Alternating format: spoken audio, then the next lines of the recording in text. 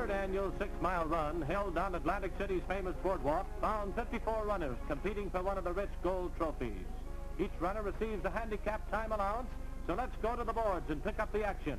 Not even Fido can break up this group of determined racers.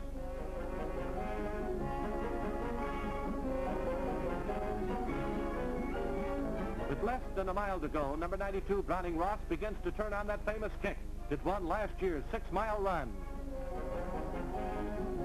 Philadelphia's Penn Athletic Club representative started from scratch 6 minutes and 30 seconds behind the first man.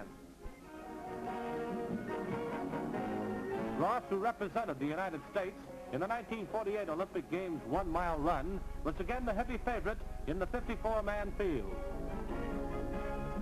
But with only 3/4 of a mile to go, John Wernick, number 43, pulls into the lead and lopes down the final 1/4 mile and into Inlet Avenue, where he breaks the tape in 33 minutes and 45 seconds to cross the line a good 100 yards ahead of Luther Burdell, who represented the Mutual of Omaha, AC.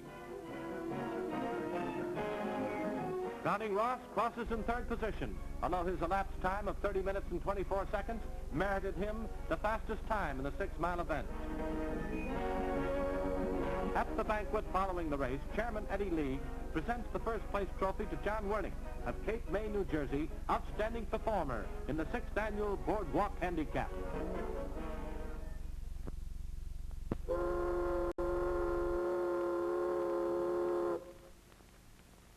Avast, ye lovers! Liberty for all hands, and time for the annual Atlantic City Clam Eating Contest. Old Captain Starnes himself welcomes us to his famous boardwalk restaurant, scene of this year's hard-shell shenanigans.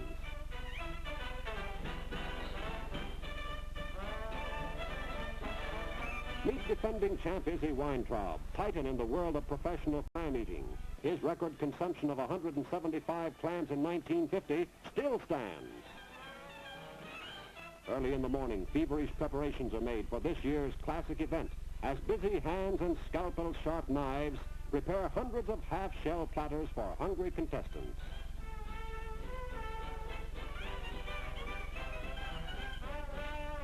Over 100 contestants, each in quest of the $50 savings bond first prize, await the starting gun. Then a dab of ketchup, a squeeze of lemon, and the contest is underway.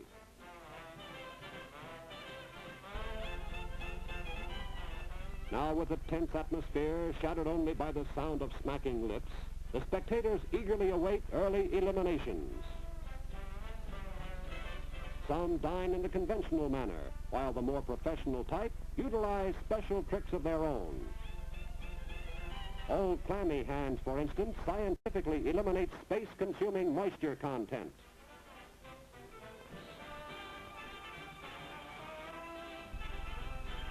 Through it all, defending champ Busy Izzy Weintraub methodically clears platter after platter, and at this point, he's well over the 100 mark.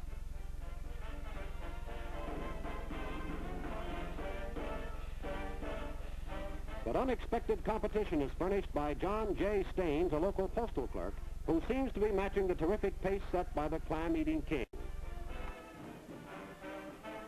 The cry goes up for more clams, as the relentless young postal clerk seriously threatens the 8-year winning streak of defending champ Izzy Weintraub. Finally, the disappointed Izzy is forced to call it quits, and Johnny Staines devours his last clam for a total of 199.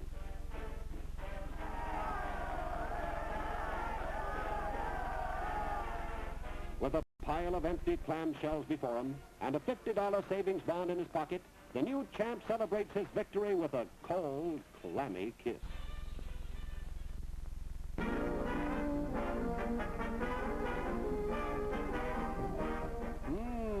Looks like there's something afoot in Atlantic City.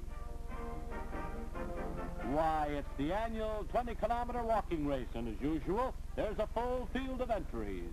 Heel and toe walking is an art in itself, a track specialty. The legs are rigid, the swivel action originates at the hips, and the stilted gait produces a slapping sound upon the weathered World Playground boardwalk.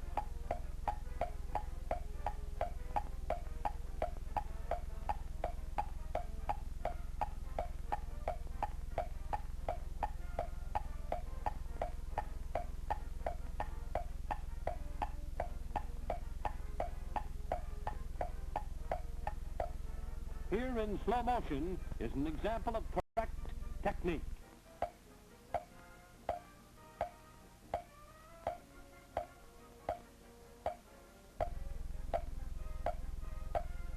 At the halfway point of the race, 35-year-old Henry Lasco, national 10-kilometer champion, walks away from all competition.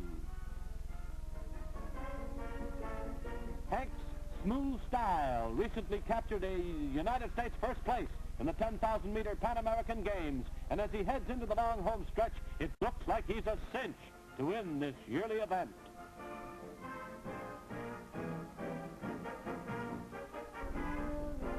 Heel and toe walkers must be gifted with a rare sense of humor and an even temper. Can't you just imagine the kidding they must take over this 12.5-mile spectator line course?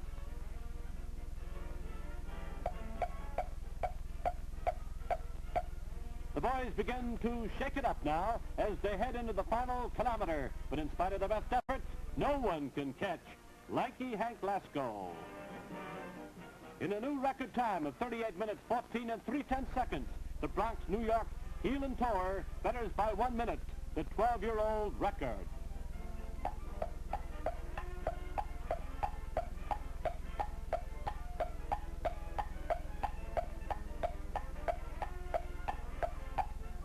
Ten minutes later, Detroit's John Denny breaks the tape for second-place honors. For Henry Lasco, possession of the Boardwalk Trophy, and like all deserving winners, a kiss from the little woman. The planks of Atlantic City's famous boardwalk are about to feel the flying feet of some of the nation's top milers. Bill Ashenfelter putting on his shirt and his brother Horace, both outstanding distance runners. Lieutenant Warren Dreitzler, National Collegiate 1-mile champion. And the nation's top miler, the Wisconsin Whippet, Don Gehrman, gets set to take a crack at the world's record of 4 minutes, 1 and 4/10 seconds. Carter's gun is raised, and they're off. The field remains closely bunched as they head up the only straightaway measured mile board track in the world. The halfway point, Horace Ashenfelter, number 34, forges into the lead.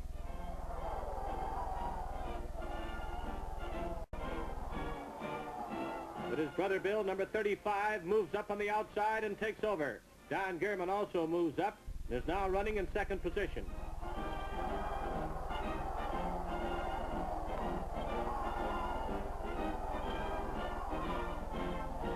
At the three-quarter mark, Horace Ashenfelter on the outside makes his bid, but Don Gehrman turns on that famous finishing kick and flashes past the two Ashenfelters and breaks the tape in 4 minutes, 5 and 3/10 seconds, to better by 2/10 of a second, the record held by Fred Wilk. Horace Ashenfelter was second and his brother third. Once more, the Whippet from Wisconsin receives the winner's reward. This time a beautiful trophy and the key to the city.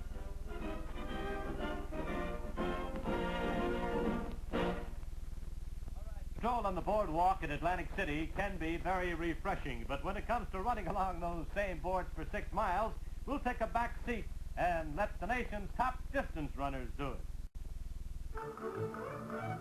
The theme song for these flying feet could be On the Boardwalk in Atlantic City, for it was at the world-famous coastal resort that 43 fleet-footed trackmen entered the 4th annual 6-mile boardwalk handicap run. All but 3 of the starters were given handicap leads ranging from 3 to 10 minutes. The seashore sun was out in full force and did not help the grueling pace that was set right from the start. The racers traveled south on the boardwalk to Chelsea Avenue, where they made the first turn. They were checked and clocked by the judges as they started to make their way back north.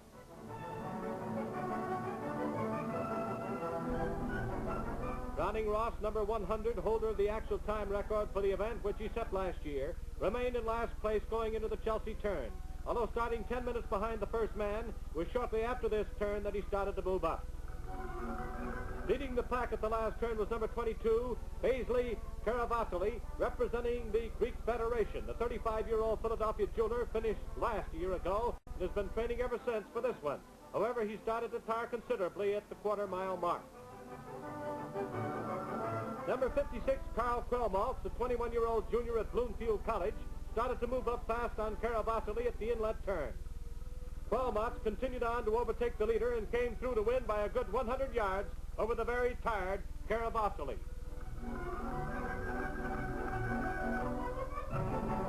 In third place was Don Mitchell, number 64, the Penn AC. And Browning Ross makes it 31 minutes, 19 seconds, to once again turn in the best actual time. Almost every year at this time, English Channel swimmers come into the headlines. And because of this, conquering the Channel has become almost a routine affair. However, here at home, two long-distance paddlers churned up some headlines for themselves, and with a marathon swimming first. That beach you see is just part of the world's playground, and the water is the Atlantic Ocean, which, together with its bay, surrounds Absecon Island, on which world-famous Atlantic City is located. The map indicates that the distance around the island is 23 miles. It has never been conquered by a swimmer. But there's a first time for everything, as two lifeguard instructors on the Atlantic City Beach Patrol set about to prove. With their bodies greased for the long grind, 45-year-old Eddie Solitaire and 47-year-old Eddie Stetzer go down the steel pier ladder. They hope this will also be the finishing point.